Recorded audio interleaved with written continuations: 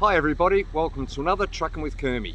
We've got a treat in store for you today. We are at the Museum of Vehicle Evolution here in Shepparton. We're going to go in, we're going to have a look at the trucks, we're going to have a look at a few of the cars as well. So let's not hang around, let's get inside. We'll see you in there.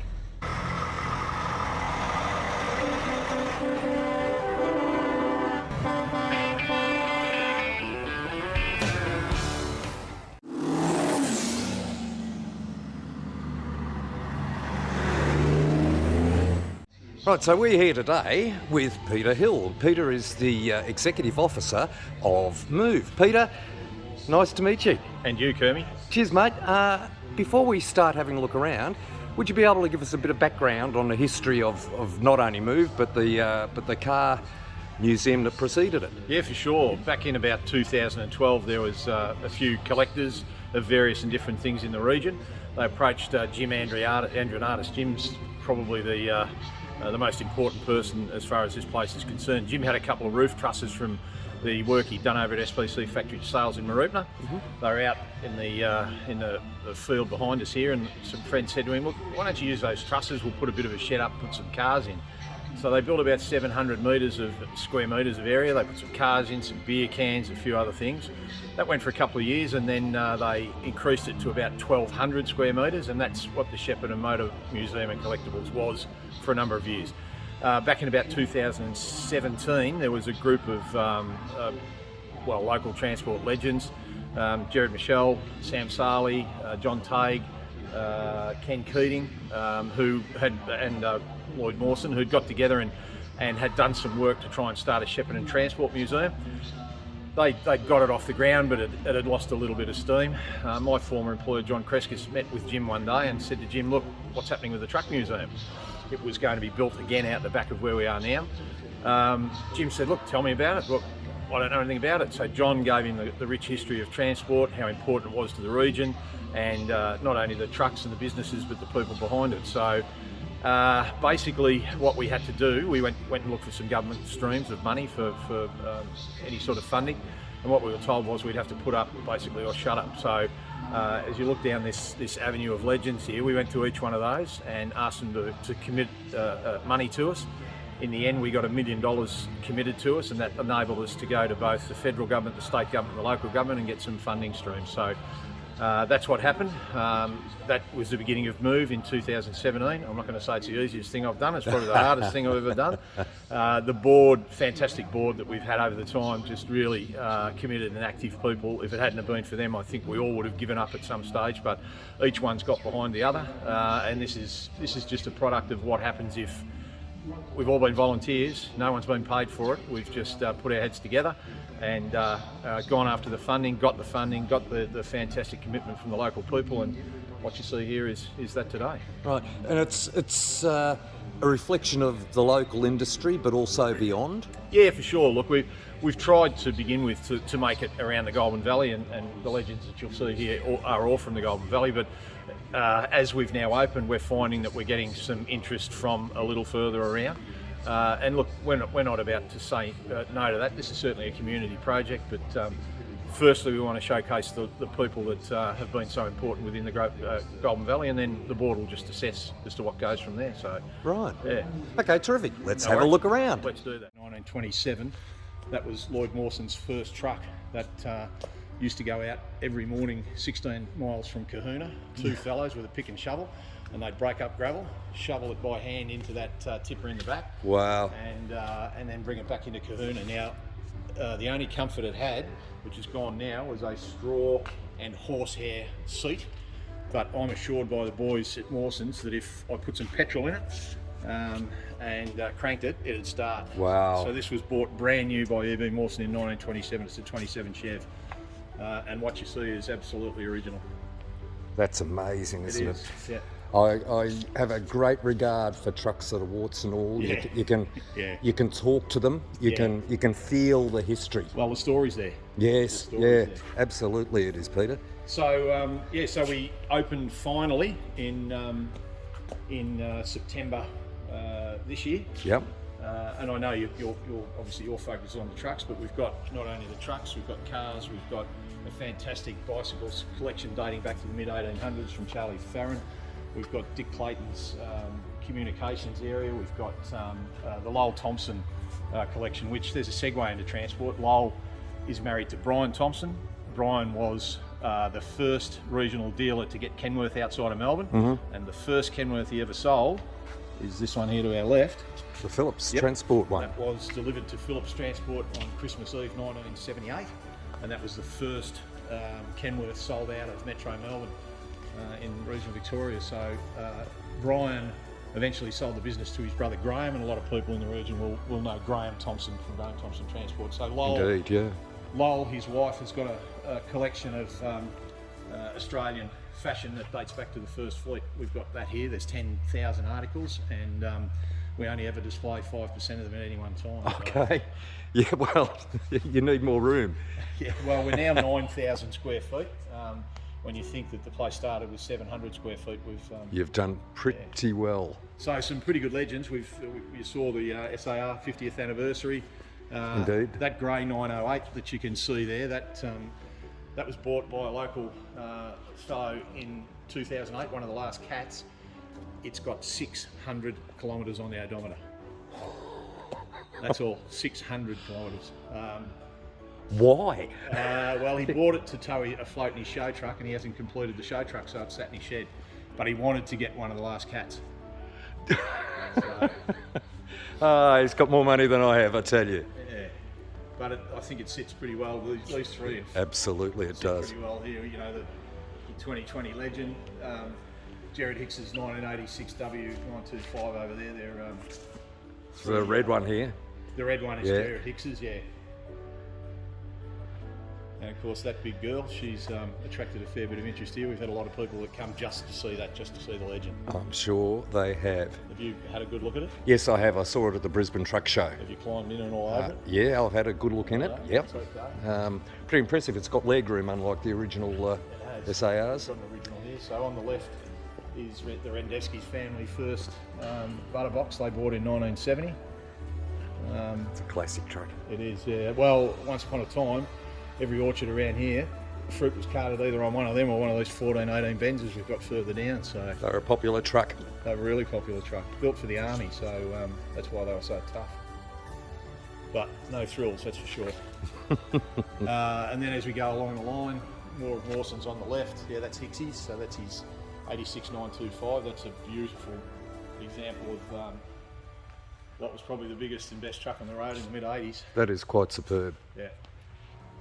He's very fastidious, is Jared, and he's done a great job in bringing that one back to its original glory.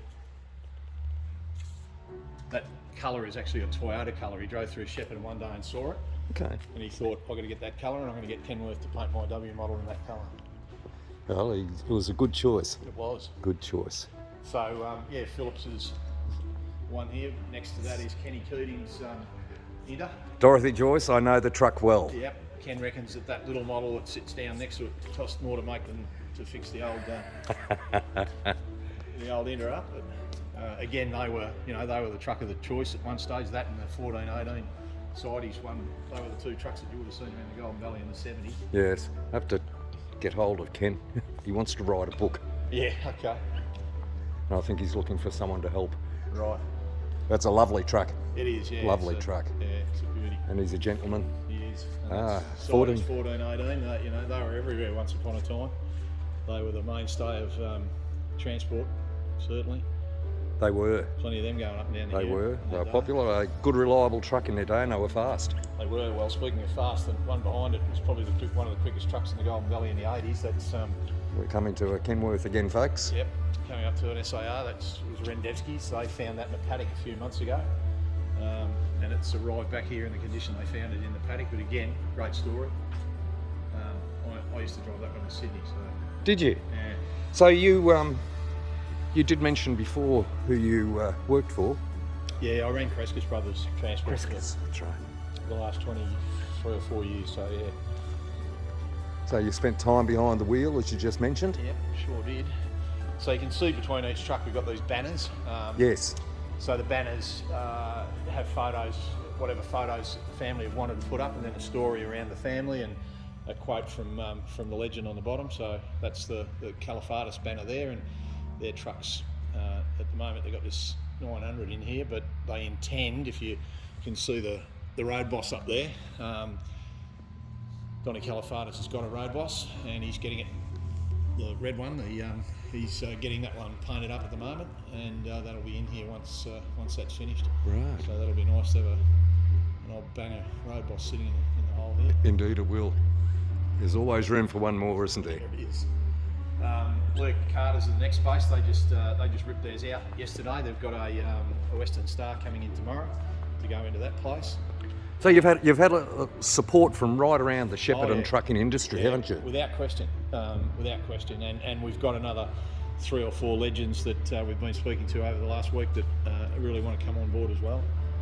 That's When you're talking about legends, you're talking about the people, not the truck. Yeah, exactly. Yep, for sure. So this is actually a working truck. That one's driven by Ray Frappel. That was the first new truck that Crescas ever bought in 1988. And Ray's off getting his bit of hip surgery at the moment, but that runs around Shepparton every day. Behind that is Coots family, the first Kenworth they bought in 1974, cost them $31,000. And that has been, Jeff Coots and son has brought that back to absolute pristine condition, inside and out. That is mint, isn't it? Let me just open the door, you can have a look inside. Yeah, thank you. It's been brought back to how it would have been sold in 1974.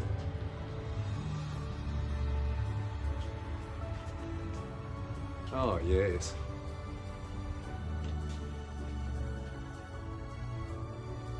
That's superb, isn't it? Yeah, it's been really nicely done. Gee, nothing's been left behind on that. No. That's brilliant. Most of them like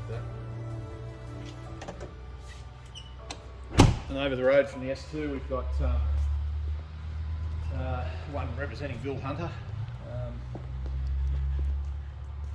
another old Inter.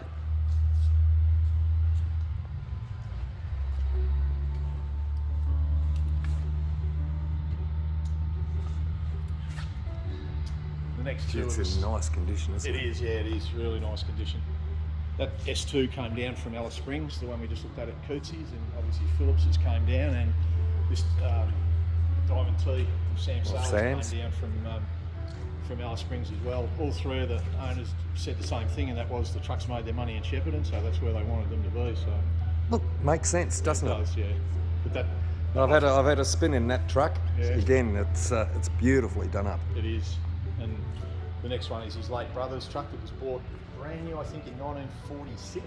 That, my memory serves me right. But again, just brought back to how it would have been in its original glory. It looks blue in the video, folks, but in fact, she's a Kermit Green, which goes well with my nickname.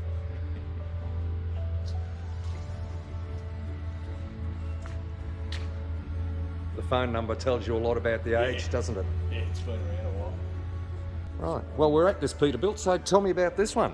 Local truck, bought from the States. A show truck, certainly not a working truck, but yeah, she's an impressive piece of gear. And a lot of people don't realise that these are more popular in the States than Kenworths. Yes. So that's a 379, so it's one of the bigger, bolder ones. And then next to it is old Magnum. Classic Superliner. This one won awards after award after award in the 80s. It was a working truck all through the 80s, and again, a bit like Pixie's, he sold it, and he found a gearbox in New South Wales and a diff in Queensland, and he's put it all back together. And you'll see some of the awards that sit on the table in front of it, but it's certainly a pretty impressive bit of gear. That is superb. Yeah. Just superb. Yeah. He was a big jet and stay, let me tell you. Oh yeah. Magic. Just magic. Yeah.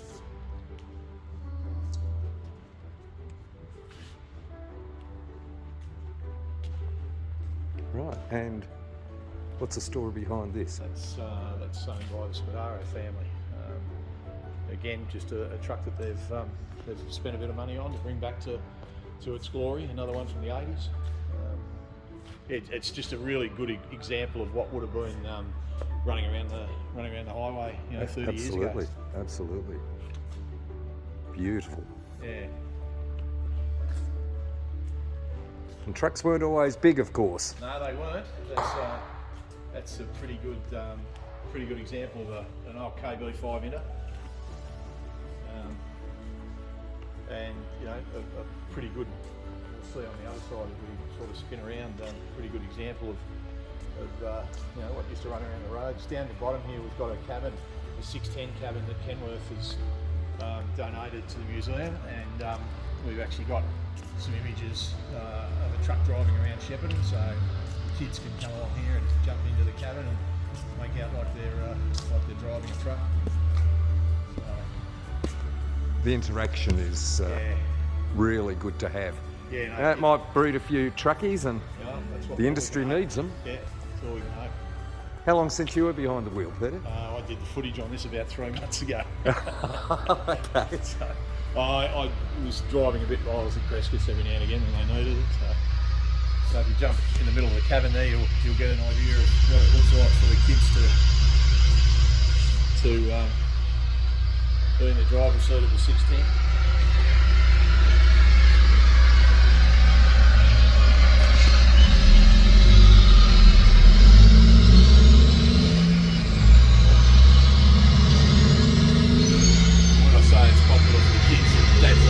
I was going to say I could hop in that quite happily for 10-15 minutes.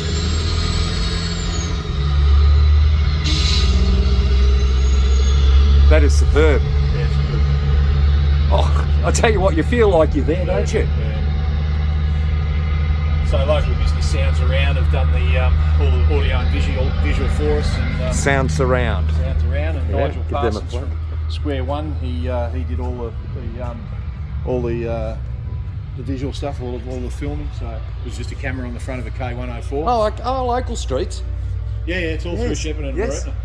As it should be. Yeah.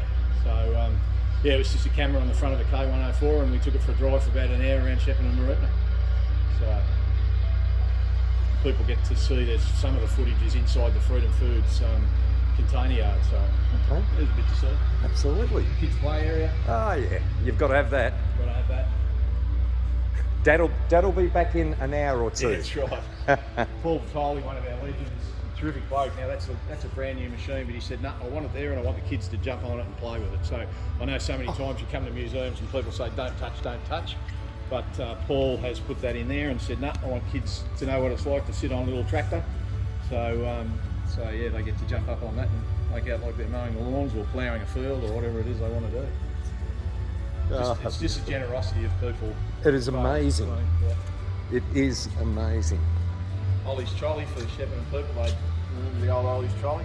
I'm only a newcomer to town, mate. I've only been here 4 years. Anyone from Shepparton will say, oh yeah, Ollie's trolley. That was the place down near the lake. That's where you got where KFC is now. Right. Wow. Okay. So that's Shepparton's version of Harry's Cafe to Wheels. Pretty much. Then we There's a start. classic. Yeah, the old classic. It's an old Inter. Very old. With Do you know what? solid rubber tyres. Do you know what age this is? 1908 or 1910, somewhere around there. Okay. Yeah, she's pretty old. You just look at the coach work. They drove in. They sat there in comfort though. The passengers, didn't they? Yeah. It's like Chesterfield Lounge. It is.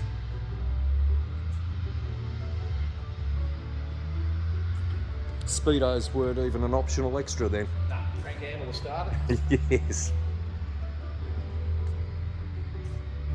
Even UD gets a showing. Yeah. Okay, no, that's that's one of our partners, CMB Volvo, but there was a lot of them once upon a time in Shepparton too. That's what was pulling interstate, these things. okay. 1418 Benzes, and then they went to this sort of stuff, and then what the local operators found is that with the new regulations and the weights that they could then get, a lot of the European stuff just wasn't cutting the mustard, and that's why Ted Phillips convinced Brian Thompson to become a Kenworth dealer and get him a Kenworth. So that's how it all began up here. It was just around getting more weight on. Okay. So it's a nice old 64 Mac. It is.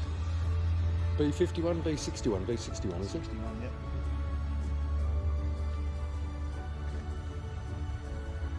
Yeah, a classic of trucking history. Yeah. Actually, we've got a few images if we want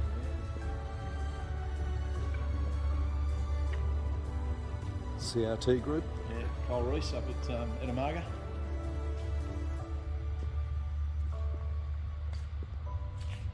Where did you find this? Our Dodge. Yeah. Yeah. No, we've got a few fire brigades that have, you know, some pretty good stuff, and they offer them up to us, so we keep them for a period of time and then rotate them through. So I know that as a visitor a couple of years back with the car museum, you rotate them reasonably regularly. You expect to do that with the Same trucks? thing. Yeah, same thing. We're getting our front door knocked down as far as exhibits are concerned. Okay, well, Everybody's great. got a truck, everyone's got something. So look, we're having to now actually take it to the board, have a look at what people are offering. You know, we want something that's interesting, that holds people. Look, here's a good example, these old D1810 enders. I mean, they were everywhere once upon a time, and they'll bring back memories to people. Yes. You know, they'll remember their grandfather or their you know, their uncle or their neighbour that used to drive them. So when you do you change the trucks around like the whole lot at once, or is it No, we'll just change them as they go. As they go. Yep. The next three are all owned by Lloyd Mawson, who's a big supporter of Move. He's got the Albion, the Foden, and then he's got this big monster at the end, which I'd love to see someone have a go at driving this thing.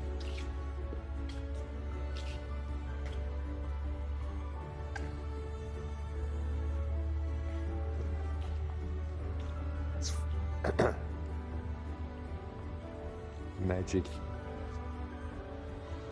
The old Thornycroft Amazon. What a beast. That is a beast. That'd be a comfy ride, wouldn't it? Yeah. And then this old girl came in today, and again they were a thumper of a thing in their day. Those old Fords with the Detroits in them, old 800 series. Yeah, they were a popular truck, weren't they? Sorry. Yeah, they were. Yeah, yeah. And you just, I mean, I moved at 10 feet today. I don't know whether I've got bigger or drivers have got, or drivers are smaller, but it doesn't seem to have a lot of room in the cab. Steering wheel's a bit closer to your belly. Yeah, it is. Yeah. So on a personal front, you must feel like you've gone to heaven, mate. Yeah, look, it's after running a transport business for the last 25 years, this is certainly it's certainly not work, that's for sure. And you get to hop in your own bed at night, and I'm sure you've done the highway here many years. Yeah. Nah, Peter, thank you very, very much. It is quite honestly spectacular. The presentation is superb. Thank you. We look forward to coming back in a couple of months and having a look at the changes that you've done. Yep. It's not that expensive to get in here either, is it? No, it's not. Look, our ticket is $24 for the whole offering, and that gives you everything in the museum, the whole 9,000 square metres. That's the clothing, the cars, the trucks, and everything else that I've mentioned. So, and look, we're finding that people are staying here for 3+ hours. So, you know, it's only $7 an hour. It's not a lot when you really think about it that way. That's a cheap outing. Yeah, it is really. Terrific, mate. Thank you. No really worries. appreciate it. Thanks, Kermit. So, guys, there it is, the Museum of Vehicle Evolution here in Shepparton. It is, quite frankly, spectacular. The quality of truck, the variety of truck is second to none. As you heard, the entrance fee is more than reasonable. Come and have a look here in Shepparton, the Museum of Vehicle Evolution. We might leave with giving you a quick walk around of the cars, because anyone who loves trucks loves cars. So we'll see you soon. Cheers.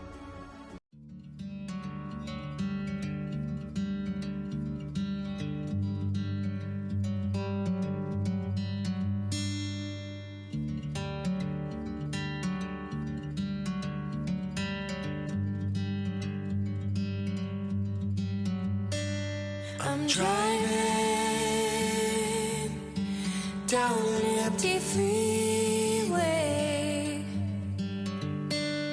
no waiting for the light to change. I'm seeing the sun